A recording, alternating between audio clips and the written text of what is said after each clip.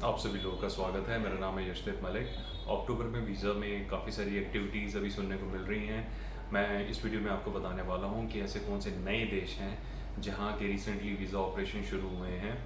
उसके अलावा मैं आपको वो भी देश बता दूंगा जो जिनके वीज़ा ऑपरेशन थोड़े टाइम पहले शुरू हुए थे, जो पुरानी वीडियोज़ में थे, ताकि आपको बार बार अलग अलग वीडियोज़ ना देखने पड़े। उसमें जो कंडीशंस वो भी मैं आपको इसमें एक्सप्लेन कर दूंगा। वैसे भी ये मंथ काफ़ी सारी एक्टिविटीज़ का मंथ होता जा रहा है। काफ़ी सारी अनाउंसमेंट्स अलग अलग एम्बेसीज की तरफ से, अलग अलग मिनिस्ट्री की तरफ से रेगुलर आए जा रही हैं। काफ़ी सारी चीज़ें कंफर्म एम्बेसीज ने कर दी हैं, काफ़ी सारी चीज़ें अभी भी अवेटेड हैं। और आपके जो जितने भी क्वेश्चंस आपने रिसेंटली पुट ऑन किए थे, ऑस्ट्रेलिया को लेके, न्यूजीलैंड को लेके, रशिया को लेके, साउथ अफ्रीका को लेके और भी अलग अलग देशों को लेके, उसकी भी डिटेल्स मैं आपको इस वीडियो में देने वाला हूँ। तो सबसे पहले तो उन देशों के बारे में जानते हैं जिन्होंने अभी रिसेंटली अपने वीज़ा ऑपरेशन शुरू किए हैं। तो सबसे पहले तो इजिप्ट, उन्होंने अपना वीज़ा अभी शॉर्ट टर्म टूरिस्ट वीज़ा देना शुरू कर दिया है। तो अगर आप इजिप्ट जाना चाहते हैं तो ये आपके लिए गुड न्यूज़ है। दूसरा है जापान। जापान ने अपने लॉन्ग टर्म वीज़ा एप्लीकेशन को शुरू कर दिया है। अगर आप long term work visa, study visa या बिजनेस वीज़ा के लिए जाना चाह रहे थे तो ये आपके लिए गुड न्यूज़ है। उसके बाद है ब्राज़ील। ब्राज़ील ने भी अपने वीज़ा ऑपरेशंस को शुरू कर दिया है। हालांकि ब्राज़ील अभी ई वीज़ा दे रहा है, ऑनलाइन वीज़ा दे रहा है, मतलब आप ऑनलाइन वीज़ा अप्लाई कर सकते हैं उनके लिए। और उसकी टर्म्स एंड कंडीशंस भी बहुत ज़्यादा कॉम्प्लिकेटेड नहीं है, वो मैं भी आपको आगे जाके एक्सप्लेन कर दूंगा। तो अगर आप ब्राज़ील जाना चाह रहे थे तो ये भी आपके लिए अच्छी न्यूज़ है। उसके अलावा जो पहले जो देश थे ऑलरेडी जो शुरू कर चुके थे वो थे ई वीज़ा, जिसका यूक्रेन का था, टर्की, यूके, थाईलैंड, मलेशिया। लेकिन थाईलैंड मलेशिया में मैंडेटरी क्वारंटीन है, आपको ध्यान रखना होगा। दुबई, कनाडा का अगर आपके पास वैलिड बायोमेट्रिक है तो, यूएसए अगर आप वीज़ा रिन्यू कराना चाहते हैं या इमरजेंसी पे जाना चाहते हैं तो, ऑस्ट्रेलिया, जैसे कि आपके क्वेश्चन सारे थे उसके आंसर ये हैं कि अगर ऑस्ट्रेलिया आप जाना चाह रहे हैं तो उस केस में ऑस्ट्रेलियन हाई कमीशन को आप डायरेक्ट कॉन्टैक्ट कर सकते हैं बाय ईमेल। अपना पर्पस ईमेल पे एक्सप्लेन करिए और उनको बोलिए आपका जाना क्यों ज़रूरी है।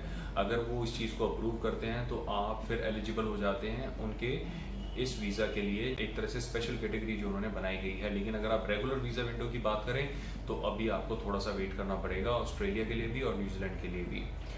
अगर आप इजिप्ट, जैसा भी हम डिस्कस कर रहे थे, इजिप्ट जाना चाह रहे थे तो उसके लिए ये अच्छी बात है ही, लेकिन आपको फ़्लाइट बड़ा ध्यान से देख के जाना पड़ेगा, क्योंकि फ़्लाइट जो है इजिप्ट के लिए वो अभी 31 अक्टूबर तक क्लोज्ड हैं। तो सिर्फ आपको या तो वंदे भारत मिशन की फ़्लाइट्स मिलेंगी या फिर आपको जो एयर बबल वाली सेटिंग है जो वाया फ्लाइट्स होकर जाती हैं वो मिलेंगी।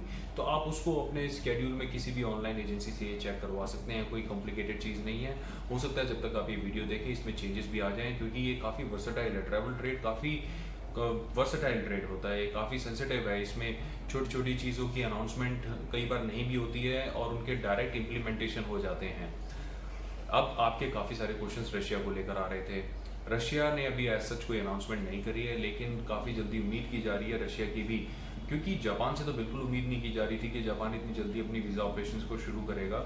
लेकिन उन्होंने एटलीस्ट लॉन्ग टर्म का, स्टडी वीज़ा का, बिजनेस का, इनका तो किया एटलीस्ट, तो ये भी तो एक वेलकम न्यूज़ है ही। ऐसे ही रशिया के लिए भी पूरी उम्मीद है कि अक्टूबर में कुछ ना कुछ उनकी तरफ से अपडेट्स सुनने को मिलेंगे। तो अगर आप रशिया जाना चाहते हैं तो डेफिनेटली अक्टूबर आपके लिए एक एक्टिविटी का मंथ हो सकता है, and we are going to update you whenever it is released. अब आपके साउथ अफ्रीका को रिलेटेड क्वेश्चंस थे। साउथ अफ्रीका ने भी अभी कोई विंडो अपनी ओपन नहीं की है, तो इसके लिए आपको थोड़ा सा अभी वेट करना पड़ेगा। और एयर बबल, जैसे कि कुछ क्लाइंट्स ने अपने कमेंट में लिखा था, अफ्रीका में अगर वो जाना चाहते हैं, उनके पास वैलिड वीज़ा है, तो एयर बबल की फ़्लाइट्स अभी शुरू हुई है नाइजीरिया और कीनिया की। तो अगर आप नाइजीरिया या कीनिया जाना चाह रहे थे तो एयर बबल की फ़्लाइट का एडवांटेज ले सकते हैं। अगर आप इसको पूरा निचोड़ें, अगर हम बात करें अक्टूबर में हम कहाँ जा सकते हैं, तो इसका निचोड़ ये है कि आप यूके जा सकते हैं, बेलारूस जा सकते हैं, यूक्रेन, थाईलैंड, हालांकि उसमें क्वारंटीन है लेकिन फिर भी मान लेते हैं, Thailand, Malaysia, Dubai, Turkey, Egypt और ब्राज़ील। अभी तो ये है जिन पे आप शॉर्ट टर्म, जो मेजर कंट्रीज़ है जहाँ पर आप जा सकते हैं। लॉन्ग टर्म अगर हम इसको ब्रैकेट को और एक्सपैंड करें लॉन्ग टर्म में, तो उसमें यूरोप की मैक्सिमम कंट्रीज आ जाती हैं, काफ़ी सारे देश आ जाते हैं उसमें। उसके अलावा जापान, जैसा भी रिसेंट एंट्री मैंने आपको बताया, जापान आ जाता है, साउथ कोरिया भी आ जाता है। तो अगर आप लॉन्ग टर्म में जाना चाहते हैं तो ये देश भी हैं। अगर आपके जाने की सिचुएशन इमरजेंसी पे है तो इसी लिस्ट में और देश जो ऐड हो सकते हैं वो हो सकता है Australia, New Zealand, Canada, America. In fact emergency में आपको हर देश असिस्ट करेगा।